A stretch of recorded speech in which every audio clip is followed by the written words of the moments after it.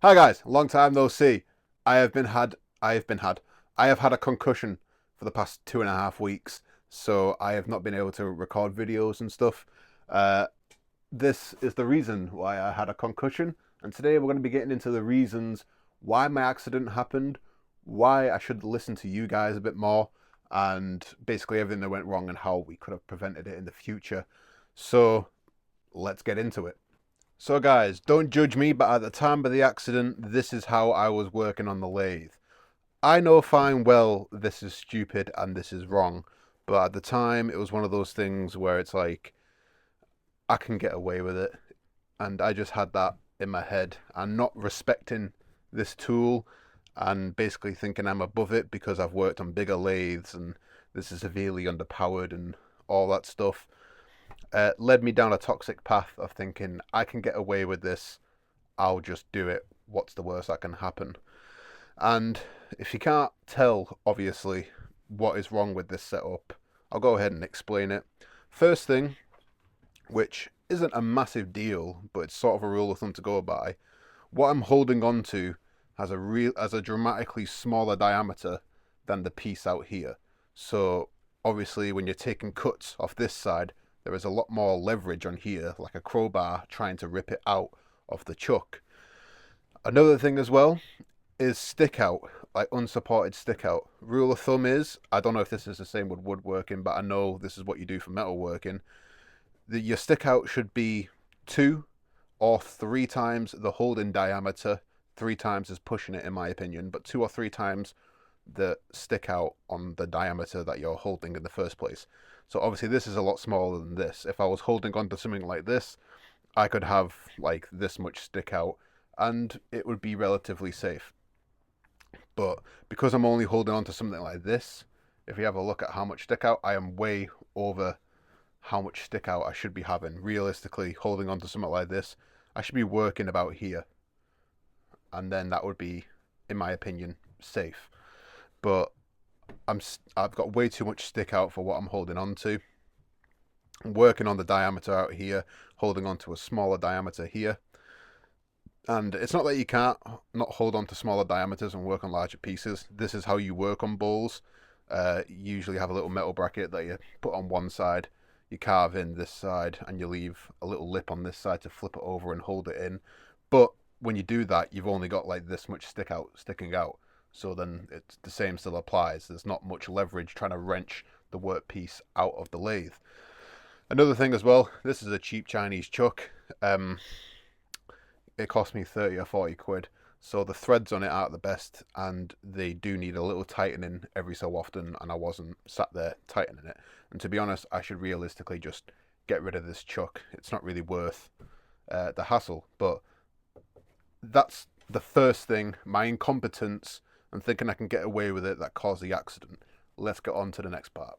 So the next thing that contributed to my accident is the belt tension and me being lazy. So ever since I got this lathe, the belt has been really slack. If I take too deep a cut, the belt just slips, especially so when I'm working on slower speeds.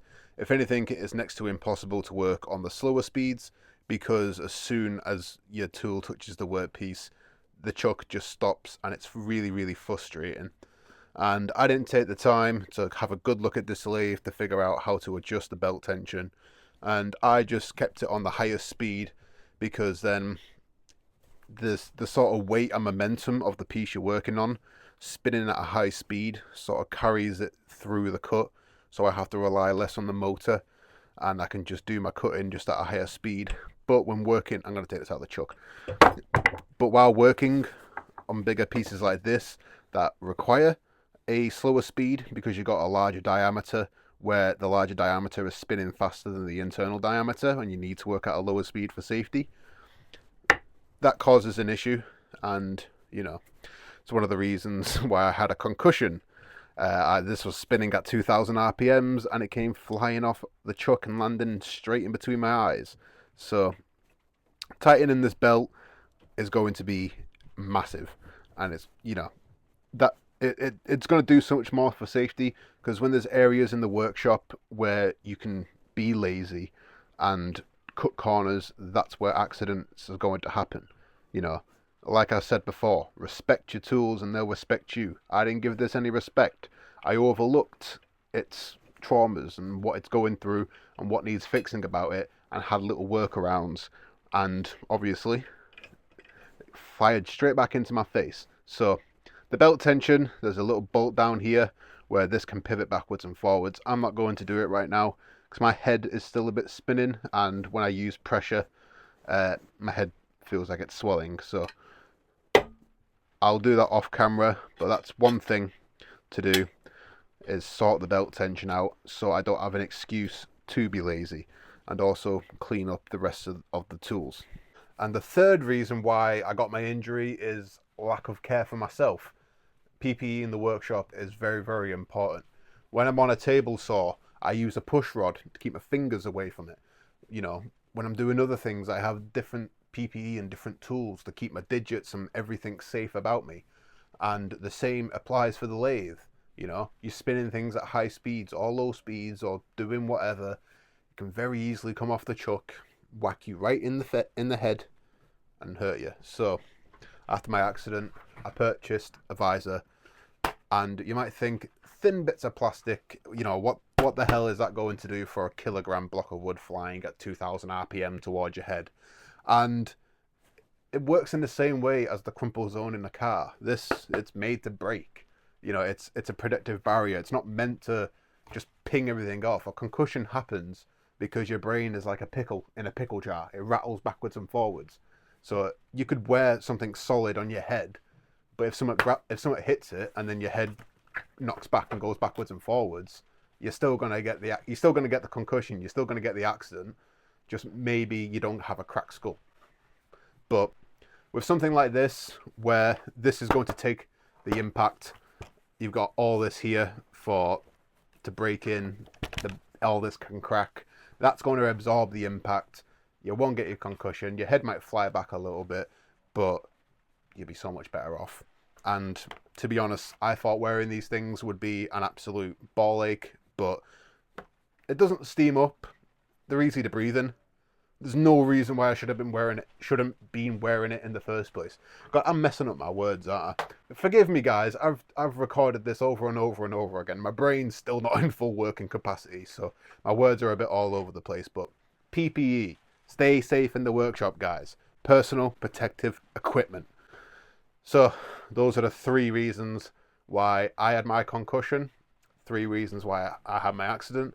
So now I guess I'll give you the details on everything that happened in the timeline.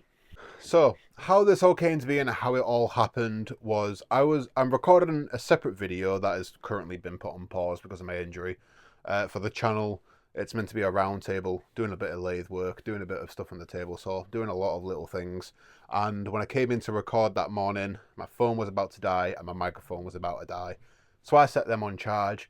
I had already cleaned up the workshop and got ready for filming. There was nothing else to do, and I didn't want to just sat there looking at things charging. So I decided, okay, I'll try have some experience on the lathe. I'll try and make a bowl.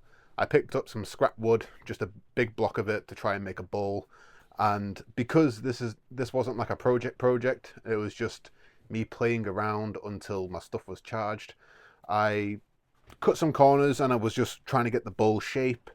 Instead of doing things properly, like I should have really looked around the workshop to try and find a metal ring, or waited until I could purchase one online to turn the bowl properly how you would. I just decided I'll put this between centers. I'll turn this side small enough so this can fit in the chuck, because my chuck can't open to this diameter.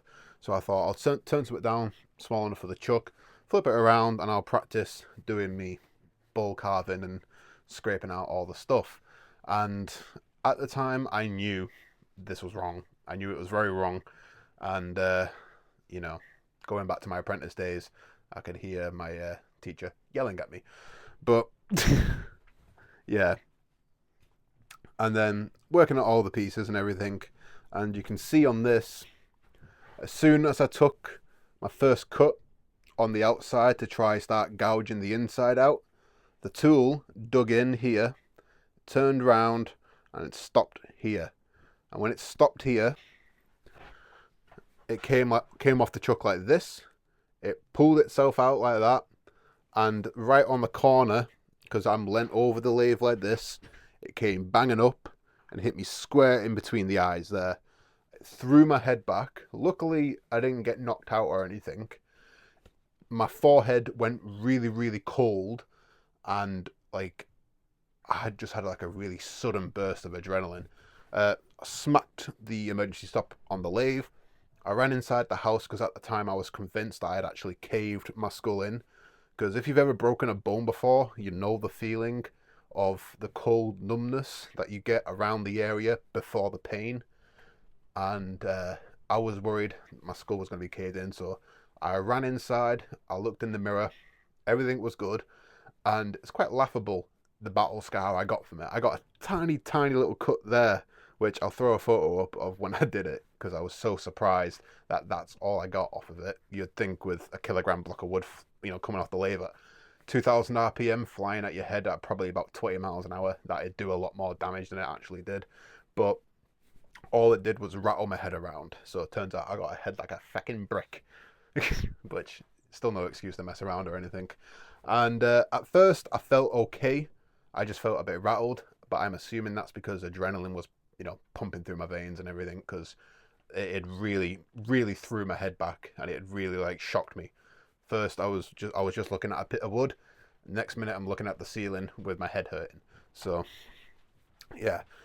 And I was just about to head back in the workshop and carry on cleaning and everything. But as I was walking back to the workshop, I was feeling like the dizziness, and I wasn't so much feeling like nausea or feeling sick.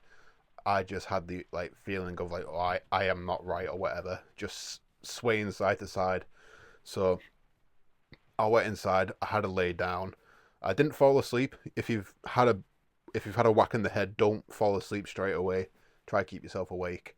And yeah, I was like, okay, I'll take the rest of the day off, and I'll just chill out because I can't even stand up at the minute.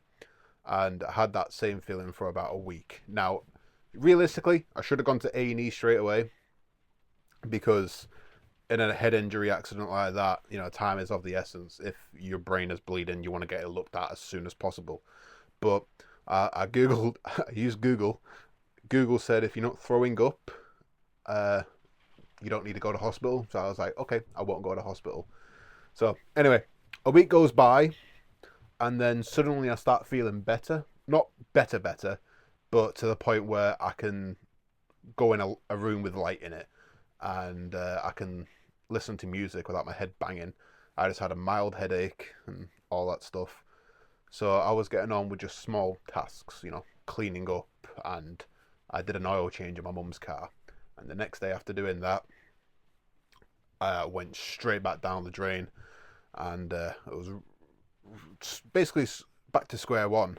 And spent another few days like that until one night where I was almost struggling to breathe, and I I don't know, my eyes, like, as I was looking at the TV, I felt like my left eye kept drifting off in a different direction, and I kept having to like manually focus on what I was watching, and I was like, something ain't right, and I kept forgetting to breathe and like suddenly gasping for air, and I was like, okay, this is getting scary now. I'm gonna phone 111 and tell them my symptoms, tell them I've had a head injury, and if this is normal or if I should go to the hospital.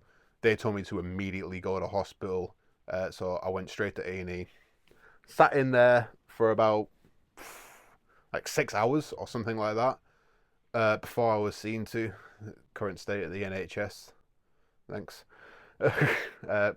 Well, hats off to the NHS workers. That came off a bit snobby or whatever. I'm just saying, the waiting times for, if I had actually had a brain bleed and something was going wrong in those 6 hours, I could have passed.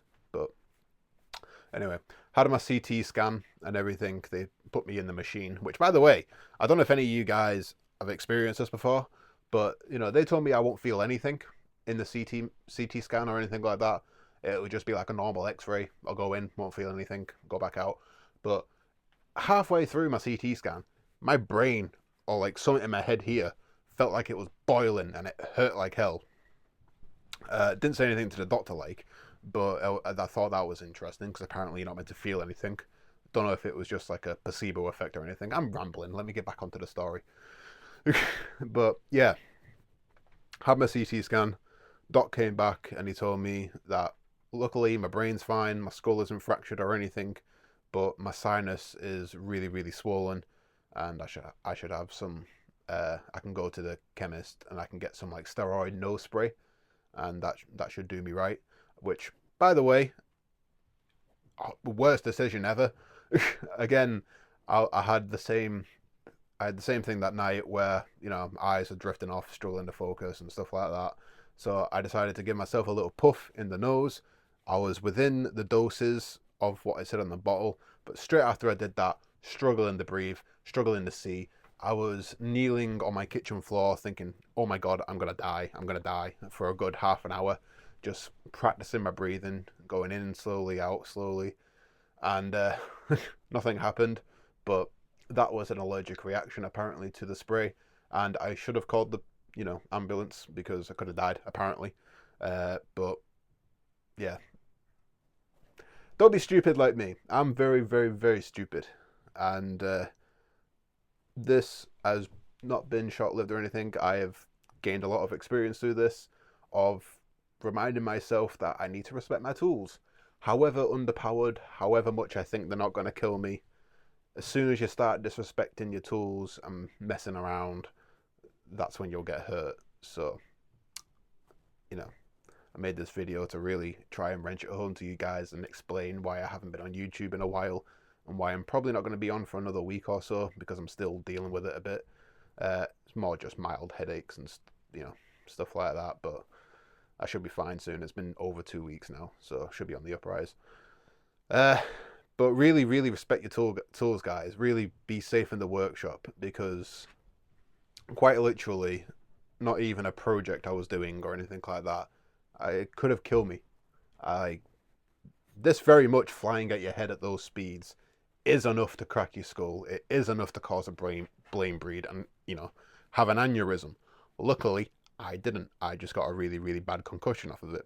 So I think that's going to be it for this video, guys. Stay safe in the workshop. Hopefully I get better soon, and I'll see you in the next one. Oh, and real quickly before I go, I now have a buy me a coffee page, because I'm still struggling to find work, and so yeah, if any of you guys want to donate some money, help me get out my overdraft, you can buy me a coffee. I'll link it in the description, but down below. Not begging or anything. I'm just struggling a bit. I'll find a job at some point. Been for a few interviews, haven't got anything yet. But yeah. Anyway, I'll quit rambling. Great seeing you guys again, and hopefully I'll see you soon.